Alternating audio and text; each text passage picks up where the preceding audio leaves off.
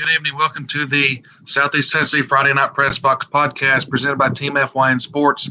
Joined now, as always, by Jeff Cate at the Jeff Cate on Twitter and the old ball coach, Coach Mark Stone. Guys, how are we doing? Doing great. Ready to run another week.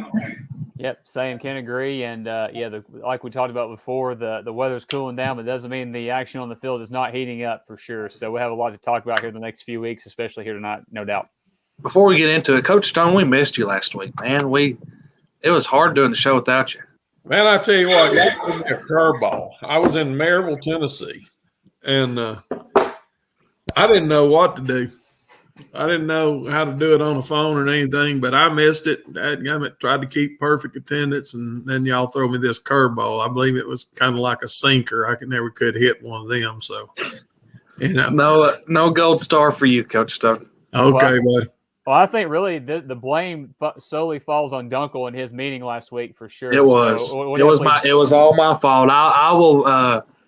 I will take back that gold star takeaway of Coach Stone, and I'll let you keep earning that gold star. Well, what really hurt me is when I looked and you had 4,000 viewers last week. That hurt. I didn't know it was that many, but people knew I wasn't on here, so everybody came on and watched. They just flocked to it, didn't they? There you go. Jeff, talk a little bit about the Coca-Cola Red Zone game of the week last week. Let me tell you, that was a barn burner and a fantastic game. Oh, yeah, no doubt about that. Like I mentioned the last couple of weeks, I've been in the studio kind of away from being on site the last couple of weeks, but we had another big-time Region 3 2A hard-hitting physical football game between Tyner and Meigs County. And, backing up to a week before, Tyner got shut up by Marion County 23-0 2 weeks ago. They came into this game against Meigs, looking to, get a big region victory, somehow, pick themselves off the ground, dust their uniforms off and compete against a really good Meigs County football team. And like you mentioned, Wes, it kind of came down to the final seconds there. It was a 1-point game for Meigs County. They held off Tyner. I think Tyner went for 2 at the very end to try and win the game. And that's a standard thing with Tyner the last several years, even with Coach Turner. It doesn't matter. They're always going to go for 2, go for the victory. But, Meigs County, stays undefeated. And, like I said, it was a 19-18 football game. And like I said, Meigs stays undefeated. And, they have a week off this week with a big game in next weekend at Marion County. If Marion takes care of business on Friday night against Signal Mountain, that'll be another battle between 2 unbeaten teams for the region championship and that number 1 seed and the home play. They're both going to have home playoff games. But, yeah, it's rare. Hopefully, I'm not going to discount Coach Roberts' squad at Signal Mountain, but it would be kind of cool to have a last week game between 2 unbeaten teams in the same region for the title. I mean, you can't get any better than that. Coach Stone, your thoughts about Meigs County? Well, that's they dodged the bullet, and I think I think they got a good football team, and I think you see it. I think teams like that, that can make the play when they have to. Tyner goes for 2 and they make that play. And, some teams are just not, it's not meant to be, particularly defensively. But I've watched a little bit of Meigs County. I'm very impressed with them. And, Tyner has turned this season into a pretty good deal. So, I'm looking forward to these next 2 weeks. These people playing for 1 and 2 and 4 and 5. A quick little rundown of some other remaining scores. Bearden beats Cleveland 14-10. Bradley Central beats Farragut 31-28. Wes, real quick on that. Let's just kind of talk about that game just real quick. I mean, that game came down to literally the final play because Bradley Central got in field goal range, 41-yard field goal as the horn went off to get a big win at Farragut. And I think I read in the Chattanooga Times Free Press it's the best start Bradley Central's had since like 1976. And they're off to an undefeated start with a big showdown at Maryville looming next Friday as well. So congrats to the Bears for sure. Well, I think the Bears are doing what it takes. We thought Walker Valley was going to be a test for them.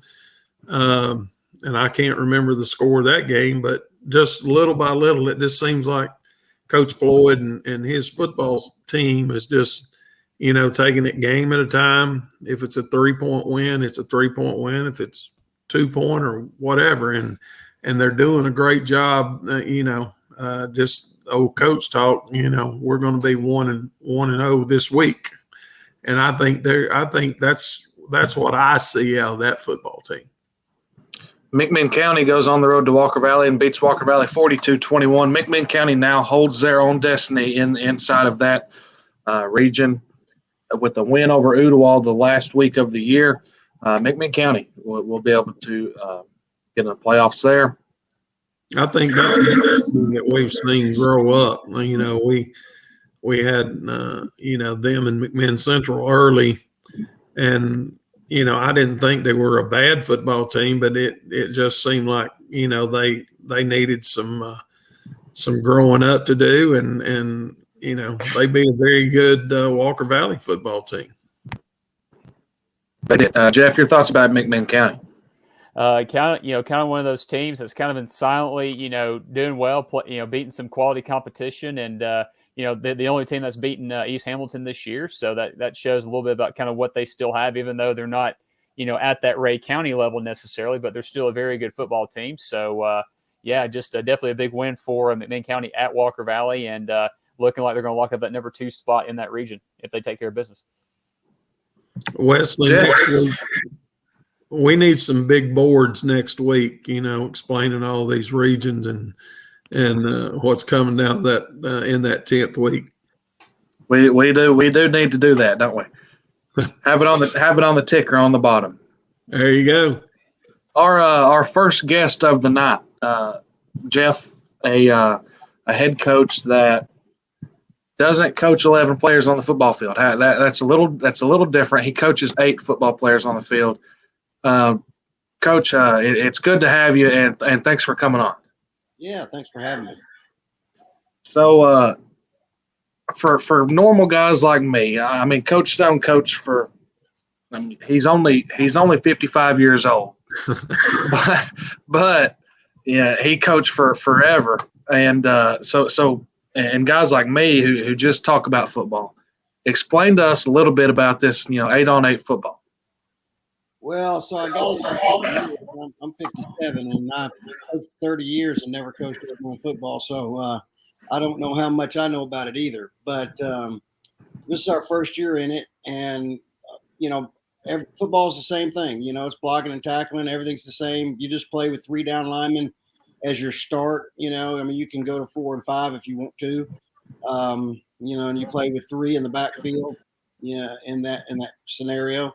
But the field is 40-yard width instead of 50. We still play on a 100-yard field the other direction. But other than that, it's the exact same game. In fact, if you didn't count the people on the field, you wouldn't be able to tell the difference. Wow.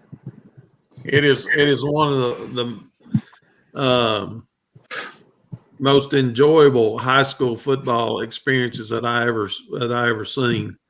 Up in Blue Ridge, they had a school up there, a private school, and they played 8-on-8. And Coach Attica, the scores kind of get out of hand a little bit, don't they? But well, it's a little harder on the defense. It's harder on defense to be able to hold and you can cover all your gaps, and especially with all that field to work with.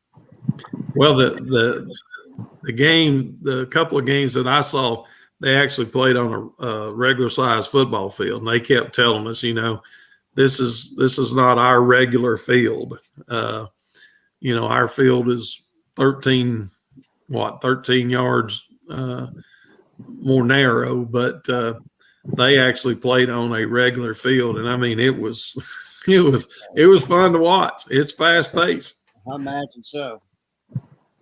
Well, Coach, let's just let's talk about, obviously everybody knows kind of what the situation was and why you guys had to go from 11 to 8, with everything that, the Grace community has faced with the, not the adversity, but just the situation with the tornadoes and everything going on over there. So, but with this 9-0 season you guys just had, that's definitely got to be a little source of pride for that Grace community, I would say, right? Yeah, I mean it's been great for our school and our players that were able to stay stuck with us. We only have 17 on our team, and we just didn't feel like there was any way we could muster an 11, and so we made the move. There's a pretty strong 8-man league here in Tennessee that I was not even aware of, and so we got involved in it, and the kids. We kind of hunkered down and tried to learn what to do. We didn't change much what we did. We just took a couple people off the field and kept doing the same thing. And but we had some seniors that have been playing since they were freshmen, and they have had a really good year, and we're real proud of them. Yeah, I would say definitely. I mean, like you said, your most of your experience is with 11-on-11 football, and you've played schools in this area that have, I would say, have gotten you guys ready. I mean, football is still football, like you said. You went out and played these teams like Silverdale and whatnot to kind of prepare you for this kind of season. So just kind of talk about some of your playmakers on both sides of the ball. And reading, just keeping up with you guys this year. Obviously your quarterback Wesley Thompson has had a strong year throwing the football, and then another guy that we've seen in the headlines quite a bit is Carson. I think it's Connect. Is that how you pronounce his last name? I believe Cooper Connect. He's our Yes. starting quarterback. Yeah, Cooper. He's thrown for over 1,000 and ran for 1,000. Cooper has. The second guy that you mentioned, Thompson, only played in our last game. He started a quarterback in our last game and did fairly well. But he's actually our starting center on our team. And so he went from playing center every week to last week being the starting quarterback. So wow. He had 5'8", about 165 pounds, and did a great job for us. But we just try to keep our kids. We had already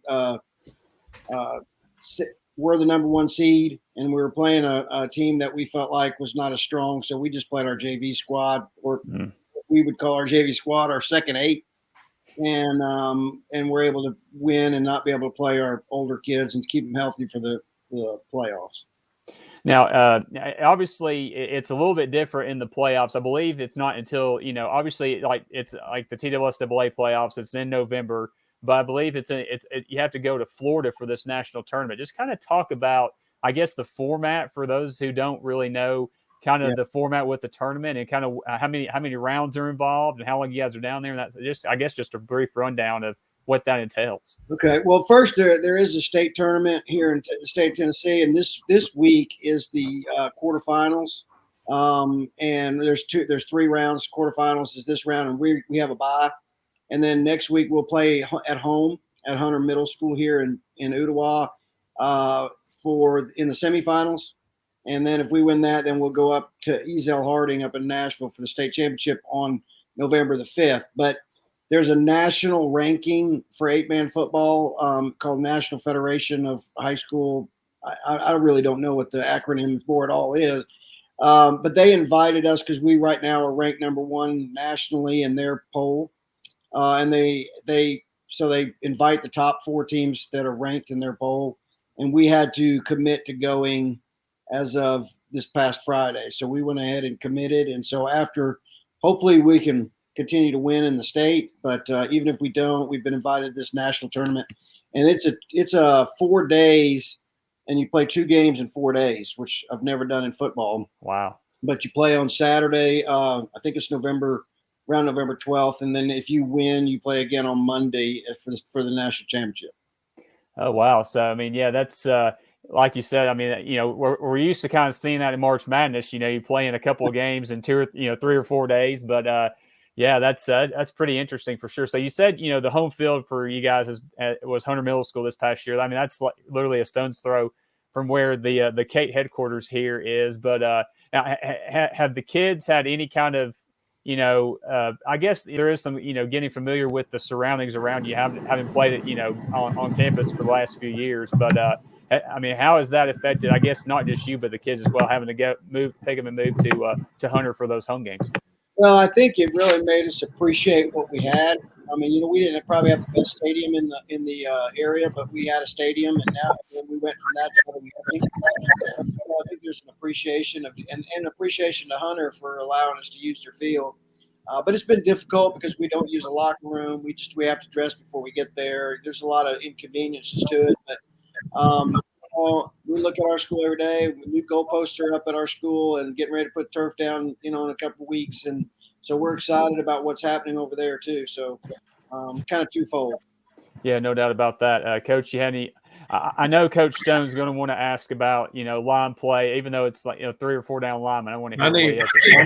I really need to know about your offensive line. No, Coach, really, after being in all this for all these years, you had to go through a process. Where was the line that you were looking at to say, we need to go 8-man football or try to stay here with a 11-man football? Well, there was a couple things. One was the fact that, we played in a league that was really, really tough. And I knew we were going to go into the year with only 17 returning players. So that was my first concern. And second, I knew we only had one offensive lineman out of those 17 players. Everybody else was a skill type kid, So I thought, it's going to be a really rough 2 years until we can get back on campus and get our enrollment back up.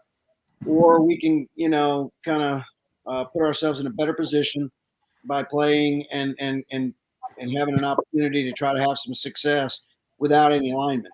And so we really made the decision because we had one offensive lineman in our whole group. So our starting center is 5'7", 165 pounds, and our left tackle is about 185.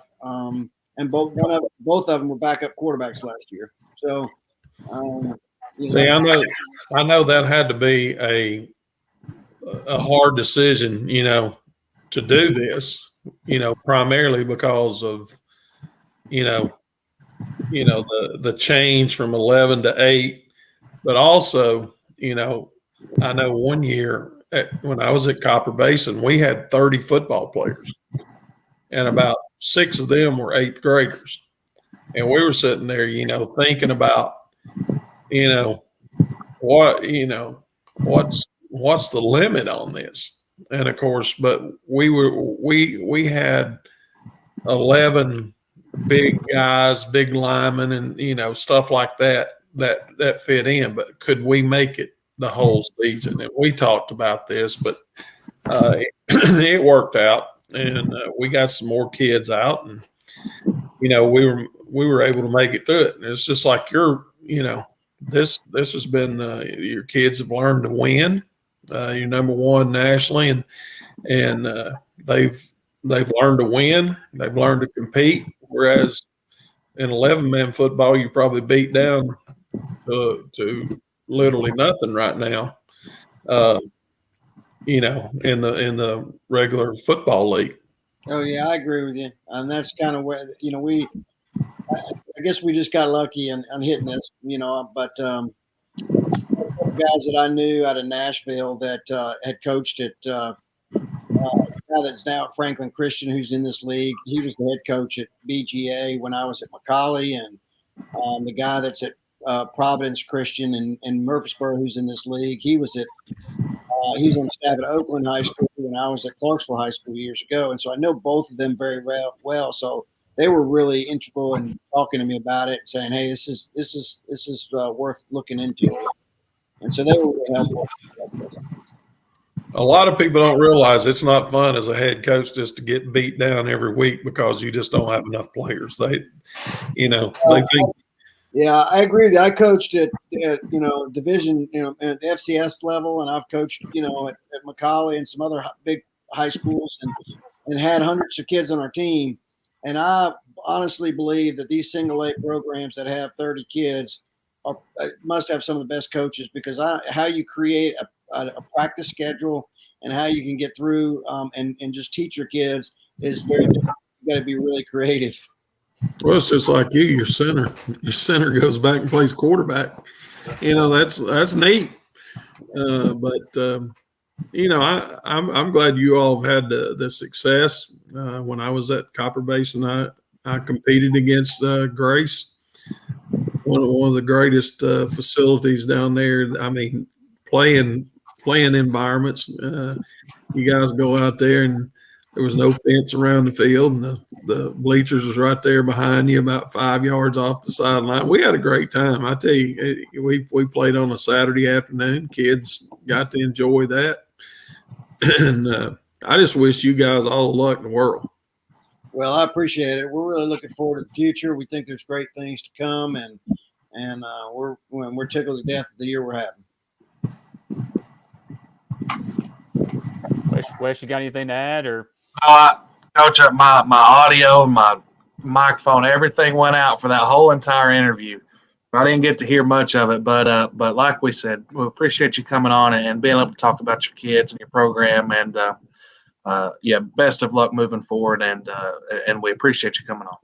Coach Addy, we're gonna you go win the national championship. We're gonna get you a helmet put up here behind Jeff Kate. Okay. We'd be happy to share one with you. Coach, thank you again for taking the time to join us, and good luck the rest of the way. And we'll be pulling for you guys, like Coach just said. Thank you so much. Appreciate it. Absolutely. Thanks for coming on. That's great, guys. It was great. Like I said, my microphone, audio, I was just reading lips for the most of it. If you ever get a chance to go watch 8-man football, go watch it. I absolutely loved it. And that community has, you don't want to bring it. Wes, can you hear me? Anyway, Coach, like we were talking about, that community has just, we don't want to use that kind of as a crutch or anything for that. But, after the tornadoes, they pretty much lost all their facilities and having to scramble to even figure out what they were going to do. And just to kind of see how, Coach Ateka and just the whole Grace community have kind of rallied together to make, bring this effort together has been one of the better feel-good stories, not only in this area, but the state as well, in my opinion. And just seeing the success that the Golden Eagles are having, not just here locally at the state level, but also the national level, getting invited to the national tournament even before state tournament starts, just shows kind of, what kind of program that Grace has right now. And we'll definitely be keeping an eye on them as the season wears on. Obviously, the TSSAA playoffs are going to have our main focus, but it'll be interesting to see kind of how they do down there in Florida when the national tournament starts here in a few weeks. Wesley, didn't we have a team, a coach on last year from a local that was in this same thing? I'm not sure. They were going to Orlando in the same scenario. Gosh, I can't think. I think Copper Beach has played them, or maybe playing them this week. I'm not real sure. I'm not sure. They were going to Orlando last year to play 2 games in 4 days, just like Coach said. Yeah, I'm not sure.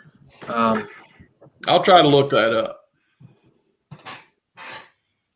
But what we're going to do is we're going to take a quick commercial break, and on the flip side of this, we're going to have a very special guest as East Hamilton head football coach. Grant Reynolds is going to join the show. We'll be back on the Friday Night Press Box after this quick commercial break.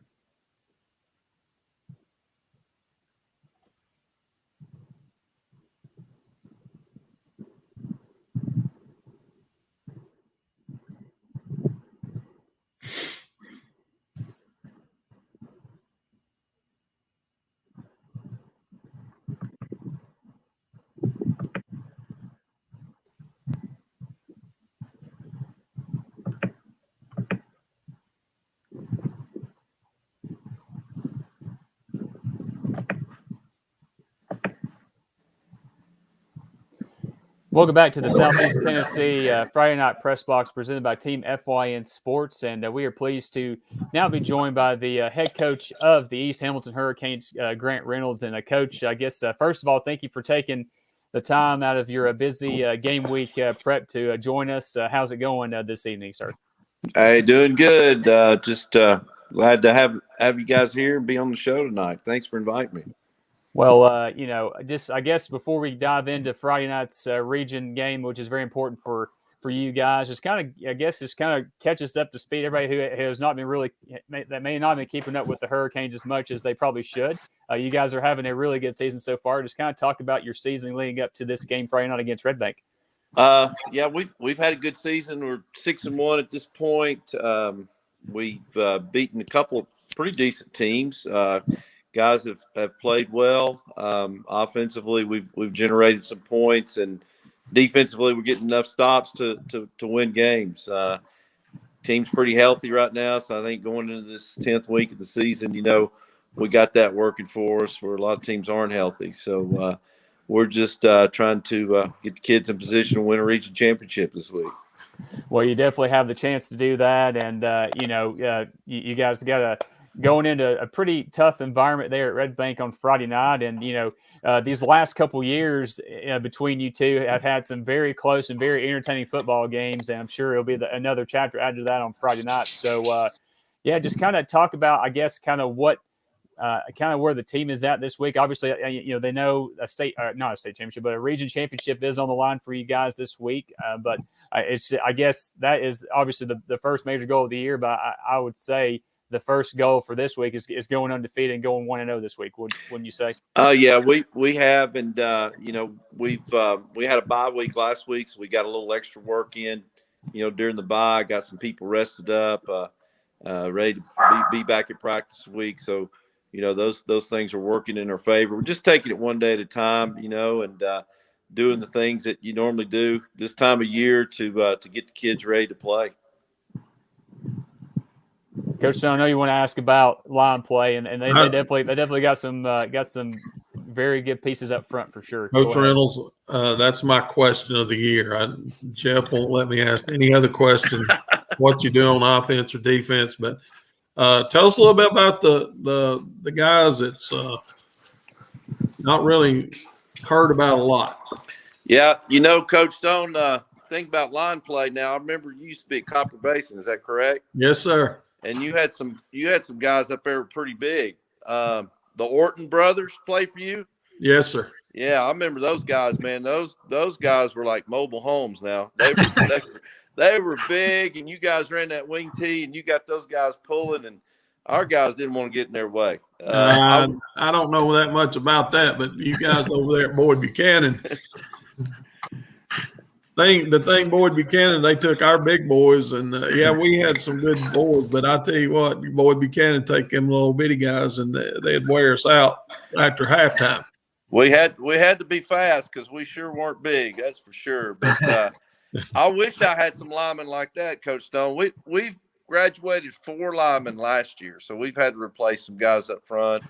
One being our center and our left tackle, which was very valuable to us last year. But these guys up front have gotten better each week. They don't, as they don't get a lot of the fame. They just get yelled at, and they get down there and get dirty and nasty a lot. But they are improving each week, and with 2 weeks ago against Central, they kept our quarterback clean. He threw the ball 42 times for 458 yards, and he never got put on his back the whole game. Great.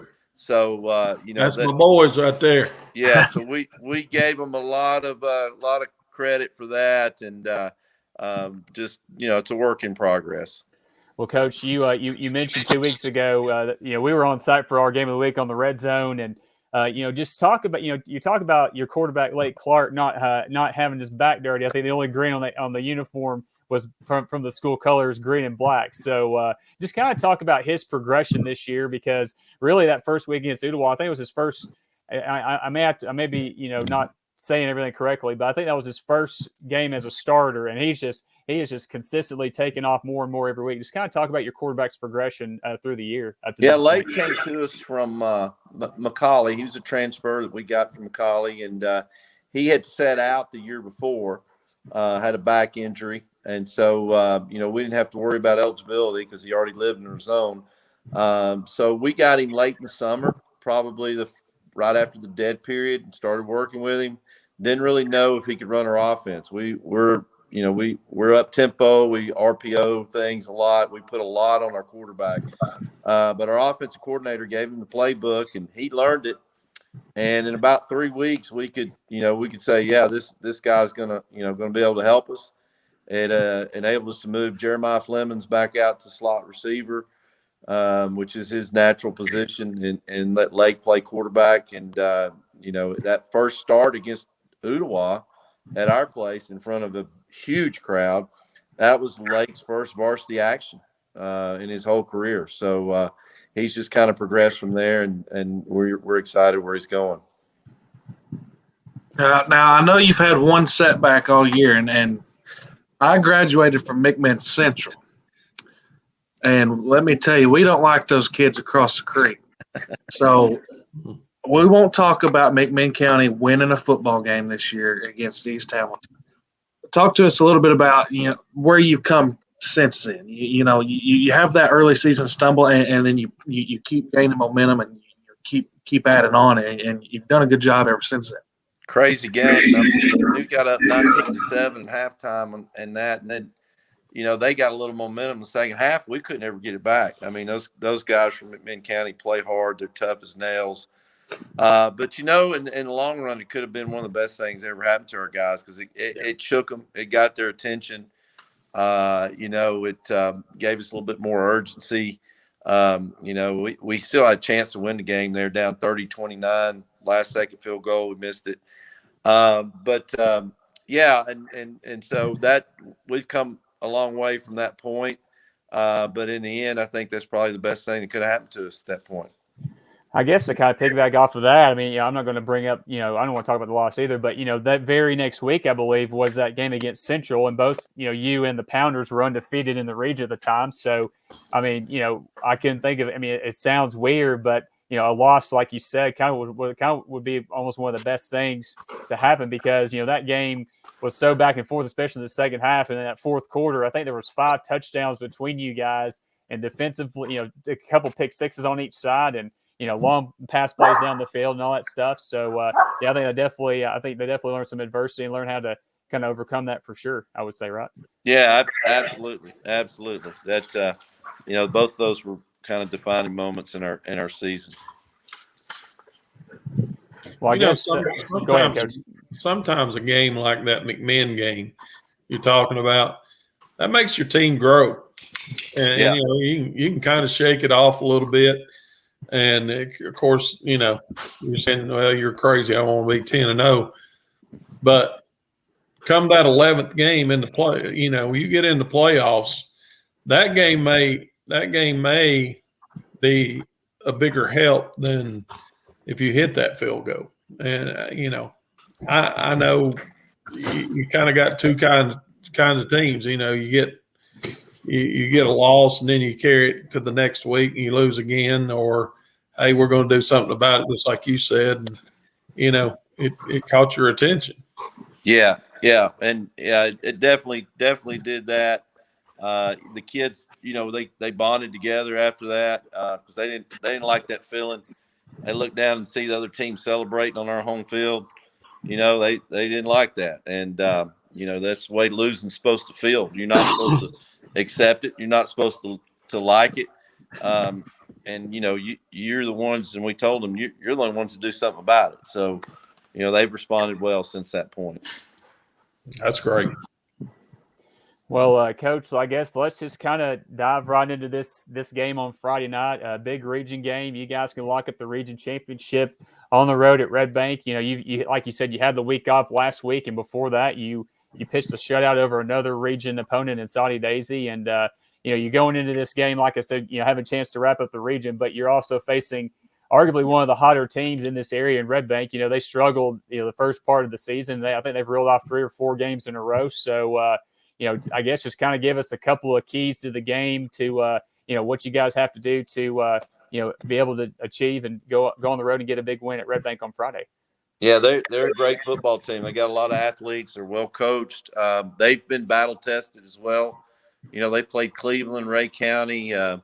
They played that same Central team that we played. And so it's going to be a challenge for us, because we hadn't gotten over that hump. We lost to Red Bank last year by 3. Had the ball, on the last drive down there to go in, and on the 5-yard line couldn't get in. And then the year before, down by 7, had the ball on the 1 going in tight, and our center snaps it over the quarterback's head. So we're we're looking forward to the opportunity, but we know what the challenges are that Red Bank puts out there for us, and we're going to have to be up for that. No doubt. Yeah, like I mentioned, you brought it up and I mentioned it when you first came on, these last 2 games that you guys have played, 10 points separates those, in those last 2 matchups, the margin of victory. So I think we could definitely expect the same thing on Friday. And like you said, 2 very well coached teams. And it's going to be an exciting atmosphere. I know you guys are ready for the opportunity. And I guess just thank you for taking the time to join us here tonight, Coach. And good luck to the Canes Friday and the rest of the season. Absolutely. Appreciate you guys having me on tonight. Hope you all have a great evening. Good luck, Coach. Thank you, Coach. Thank you. Play a long way. Yes, sir. Coach Grant Reynolds of East Hamilton. Really good. I mean, we like to brag about our interviews. That's another good interview there. Yeah, Coach Reynolds is always super accommodating, super not. The times me and Justin Sims have covered his team's games, and super great. He's willing to answer pretty much the dumb questions that come from my mouth. It's I'm sure he hears them all the time, but we definitely appreciate him taking the time, because it is a big game for his team, and obviously with a chance not just to go on the road and get a big win, but that win can mean the region championship right there. So I know Coach Brown and Red Bank will be ready for him, because this series has been one of the better ones in the last couple of years. I know that Red Bank has come out both times, but East Hamilton, like you mentioned, has had chances to kind of kick that door in, and they were there. So it's going to be interesting to see how that goes. It's going to be our game of the week on the Red Zone Friday night. So it'll be an exciting atmosphere. I know that both teams will be ready for the challenge for sure. Coach Stone, I don't know if you've got the TV on. I know we're not up. This is off the wall here. Braves are up 2-0 on the Dodgers, Coach Stone. What inning? Just the second inning, but still, it's a lead. It's a lead. No, it's a lead. I have this cringing feeling as a longtime Braves fan. Coach Stone, if you go out and score on the first play of the football game, it's still a lead. You're confident. It is. So the Braves ought to be confident, Coach Stone. I know it. Let's just throw one up around the letters again tonight with guy on first and second, and him hit it into the ocean.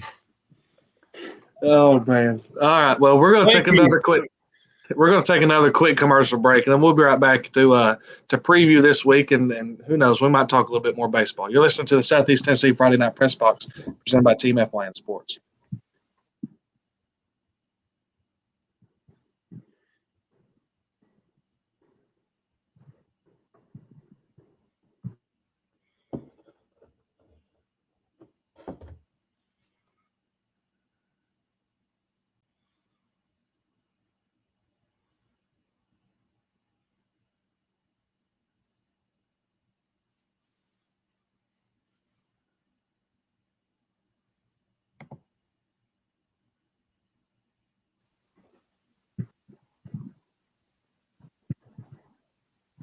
Welcome back to the Southeast Tennessee Friday Night Press Box, presented by Team FYN Sports. Some good football games this week, Jeff. As we look down, Coach T, Tyner Academy gets the tall task to play a small college school from up north in Alcoa. Alcoa U, yeah. You talk about, I can't think of a team who's had a tougher 3 weeks than the Tyner Rams. They went on the road and played an undefeated Marion County team 2 weeks ago. They went on the road and played another undefeated team in Meigs County last week. And I know Alcoa is not undefeated because Maryville beat them, but they might as well be undefeated because everybody else they play, they pretty much have dominated, I believe. So, yeah, I mean, going back to when Coach Turner was at Tyner, he's played Alcoa a few times, and I'm glad to see that that's still kind of in the wheelhouse there at Tyner Academy. Not afraid to play anybody anywhere, and they're definitely going to have to put on their hard hats and carry their lunch buckets up to Alcoa to be ready for a very physical, tough football game against Alcoa. And like you said, that is like a small university team, and that's just kind of, when you're playing the likes of Maryville every year, you almost have to, run like that kind of machine. So we'll see how. See how quarterback Josh Jackson and Coach Chandler's squad is able to go up there and see if they can hang with them and how long they can hang with them. So we're definitely pulling for those guys. They're playing a team that's not in this coverage area that we're discussing, so we can definitely openly pull for the Ram Train. So hopefully Ram Train goes there and has some kind of success against Alcoa Friday. I'll tell you what, my favorite subject in the offensive line, Alcoa's got one of the most prototypical left tackles I've ever seen. That kid is huge. I saw him. The picture of him at Tennessee last week. And if they don't get him, I mean, they need to. And if I'm not mistaken, he might just be a junior, but he is absolutely huge. He looks like a college athlete right now, an offensive lineman in college right now. And there's nothing else you can say about that machine up there, as y'all called it. It just keeps on rolling, and I don't see it slowing down, them and Maryville. Well, it's well old. I had a chance to see them play at Red Bank last year in the 3A semifinals, I believe. And normally our coverage on the Coca-Cola Red Zone ends the second week in the playoffs, but for a chance to see one of the better teams, not only in just the state of Tennessee, but in the Southeast in general in Alcoa, I was going to take the chance for sure. And just the not just the size, but just the speed and the physicality that Alcoa showed in that game last year. That's just a small sample of what they do every single year. And they're as good as advertised. So any chance that you have a chance to go see this football team in person, definitely take the chance to do that. And Doug Carter, who we had on the show from 97 Sports Promotions recently, lives in the area and he's been there, and he said it's one of the better atmospheres as well. So, but yeah, I mean, we'll see kind of how Tyner gets off to start in that game, because that atmosphere, any kind of atmosphere can be intimidating. So we'll see how kind of the mindset of the Rams is when they step off the bus. And really, I kind of want to see how that first quarter goes and see if they buy into the, looking at the banners and the championships, or they go up there ready to play football. They don't care who's across the field. When that PA announcer says, ladies and gentlemen, we have a tornado warning. That's at 7:30 p.m. until 10:30. That's pretty good. Well, see, what's funny, Coach, I would have brought this up with Coach Reynolds if this game was at East Hamilton, but, right before kickoff over at Hurricane Hill, whenever they're playing home games at East Hamilton, they'll have like a hurricane warning signal. It's like, a hurricane warning has been issued for the area. Same thing, loud music. And yeah, that definitely gets the crowd pumped up for sure. That's great. Great atmosphere. And that's what high school football is all about. Great atmospheres and some fun on Friday nights. Ray County and Bradley Central. Ray County 6-2 on the year. Bradley Central undefeated. So a big game there for Coach Floyd's squad. Yeah, I think it's a big game for both sides for sure. Even though it's not a region game anymore, still a chance for Bradley Central to keep their goal of having an undefeated season intact. And I don't know if this was by design or just the way the schedule worked, but we're just going to say that's the genius of Coach Damon Floyd, scheduling a team like this the week before you got to go on the road and play Maryville, right, to keep your team focused on the task at hand and, taking it, like I mentioned with Coach Reynolds, 1-0 every week. So, it'll be interesting to see kind of how those two teams shake out. And we know, Ray County likes to run that wing tee, and, when they have the right athletes in the right positions, they run that thing just as well as anybody. But, like we mentioned in the first segment, Bradley Central's off to their best start since like 1976. So they've been airing it out all year, and they've been able to win every game so far. So that should be a great game and another great atmosphere on Friday night.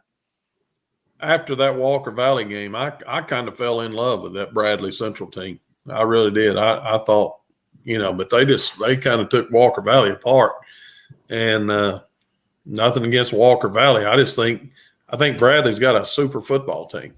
And, they may be getting somewhere.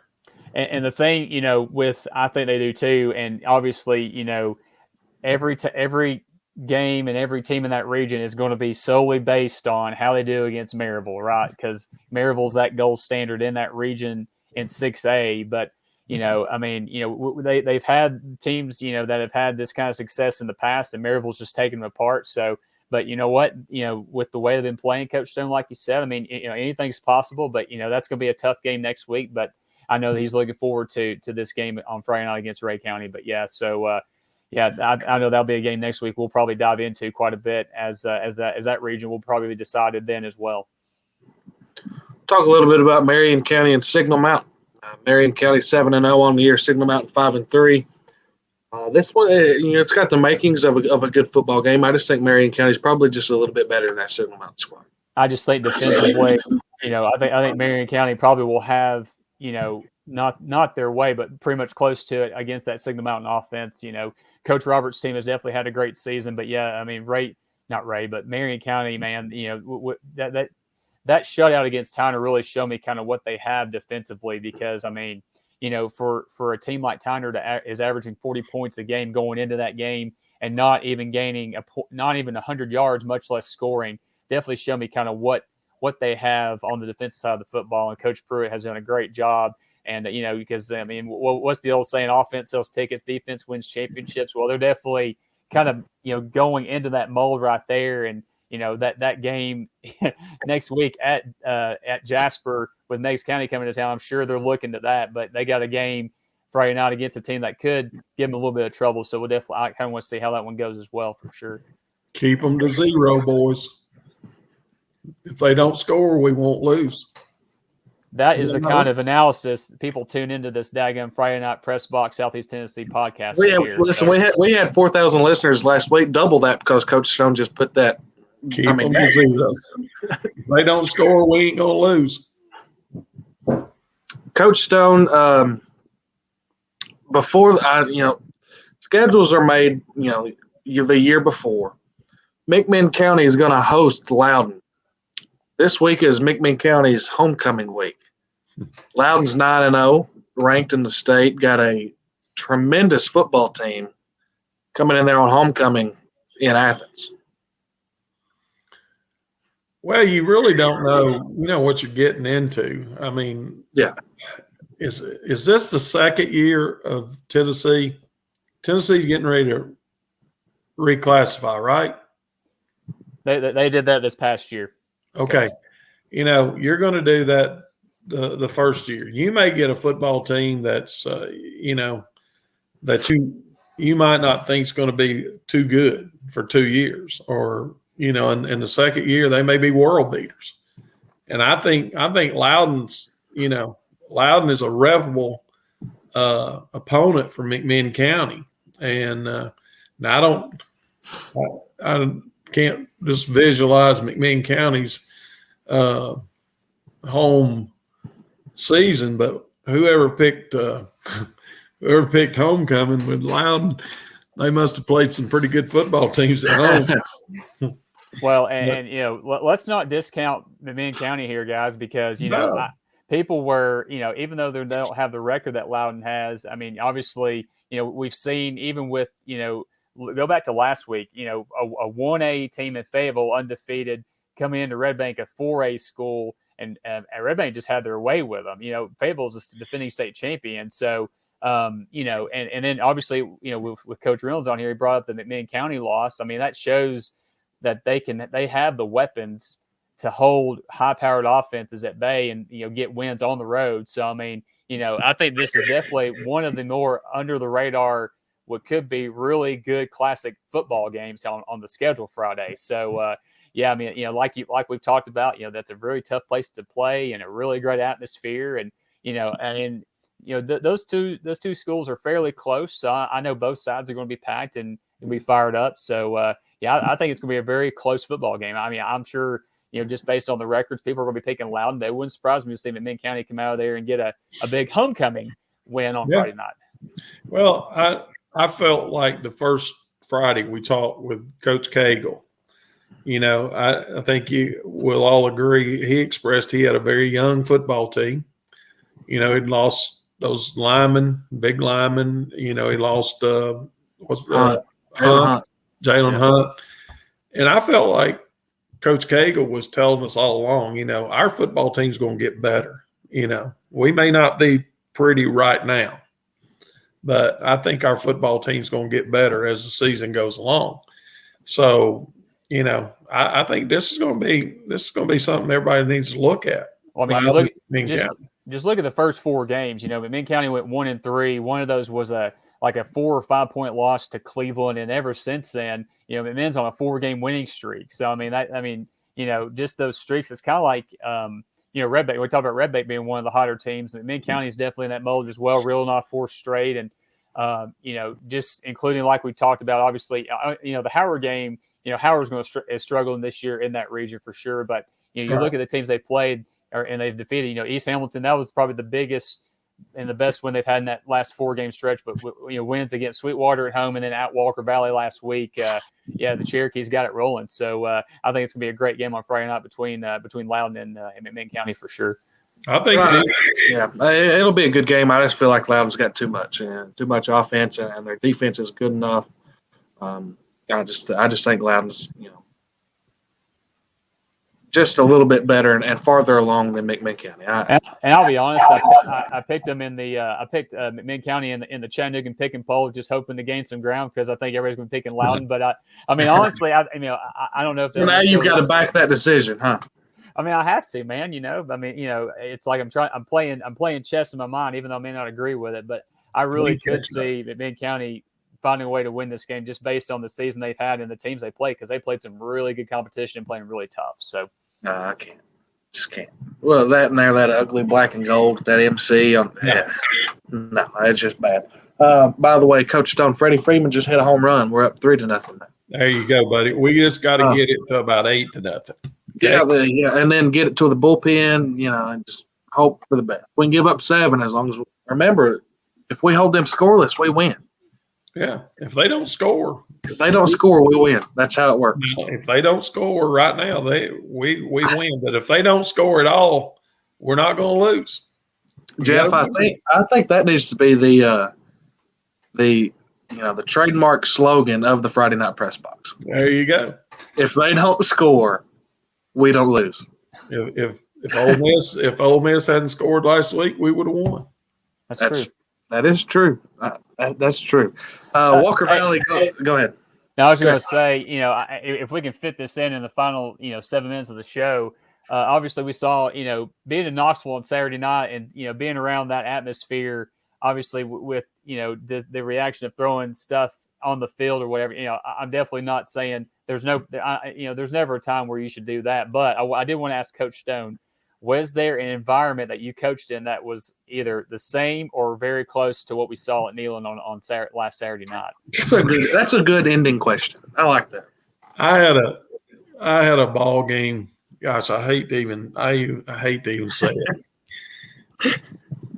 We were playing down at the old Polk County Stadium, and we had a running back, Craig Peterson, and we ran a sweep. We were on about the 20-yard line. We ran a quick pitch, and he came down our sideline. The visitor sideline was in front of the bleachers. And as he was running down the field, you could see cups of ice banging off of his helmet. But, there is. It's that way everywhere. I'm an alumni of the University of Tennessee, and I'm embarrassed. I'll just be honest with you. But I also blame a lot of things. I've been quite vocal about this.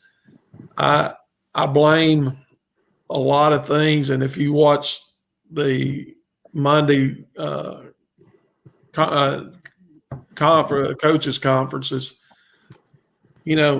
basically we got one guy out of 14 in the SEC that has, we're going to be eating popcorn at halftime, and I saw today where Kiffin had something on Twitter, about going back to Knoxville. And I told a friend of mine, I said, it almost, just like in this case, it leads you up to WWE wrestling. You know, they get to saying things, and next thing you know, you got stuff coming out. We had wrestling as a fundraiser at Copper Basin one year, and the wrestlers were saying things, you know, and the next thing I know, we had a student from Copper Basin that went sliding into the ring and hit one of the wrestlers. And, you know, I mean, it was still. Let me call it timeout. That's just got Copper Basin written all over it, Coach Stone. it did. I mean, you know, and you know, this wrestler's telling me, you know, he had, but you can't help it. It was still real to him, dang it. Yeah, but I see a lot of things, but you wonder why things have done what they've done, and but it is what it is. Someday we'll get the call. But I've been around stuff. My first year coaching, we were at a stadium close by, and the guy who was carrying the down marker, every time I would be walking down the thing and he was around me, he would take that down marker and poke me in the small of the back with it. And so I got down next to Coach Molnax, and I said, this guy over here is hitting me with that down marker. And Coach Molnax said, he's doing the same thing to me. And he said, I thought I was in his way, but he said, I'm out on the field and he's out there, you know, poking that thing in my back. He's trying to get you off your game. You know, it is. And I just hope nobody gets hurt. You know, figure this all out and let's play some football. Yeah, I was there Saturday night, and it was to the point we were in the bottom bowl, and it was to the point you had to turn around and look at the second deck to make sure you didn't get hit with a water bottle or something coming from the second deck. You know, it's like, I was embarrassed. I mean, there was people around me that you just, and now they're making arrests. You know, well, here's my thing: you're going to go back and watch tape of people throwing water bottles from the stands, but you're not going to get that official up there on the 40-yard line to make that first down call. Don't get me going there. Don't get me going. How is that official's primary call, and he's 20 yards behind the play? Well, this is the third game that they have been in that they affected the Memphis and Mississippi State was one of them. Yeah. Right. And what was the other one? Oh, I know. They called them out. This is why this is a high school football show and not one where because we could spend the whole hour. We could do this all night, man. That's what I'm saying. We could spend the whole hour just dogging everything that went on Saturday night. Listen, I'm a college official, and yes, I am dogging the referees, but so y'all suck. If you're if you're officiating is distance and angle. That's all officiating is. For me to be able to see a ball or a strike cross an imaginary box, I have to put my head in the right spot, use my eyes, and see it cross the plate. Well, and just see it's just like football. You take a spot, a down line. It's distance and angle, and that's all. You don't step out in the other batter's box and call it strike or ball. Exactly. I mean, get in position. Yeah. A friend of mine told me the other Sunday. He said they can't keep up with this stuff that's going on. You know, the speed of the athletes, the speed of the plays, and all this stuff. And I don't know. I don't know the answer. But that Jacob Warren is about 6'7"? 6'5", 6'6", every bit of it. And I don't know. I don't know where it's at, but that young kids and coaches put a lot of work in it for a referee to say I'm sorry, or the SEC commissioner say I'm sorry. Yeah, and you're exactly right. But well, we're gonna wrap things up on that note right there. By the way, wait a minute. I was very impressed with you on the basketball court last night. Oh, I appreciate that. I was very, you got some sweat going on your forehead. I was running. You were hustling. I didn't see you out of position. Nope. Listen. Play. Listen, we're gonna let them play, boys and girls.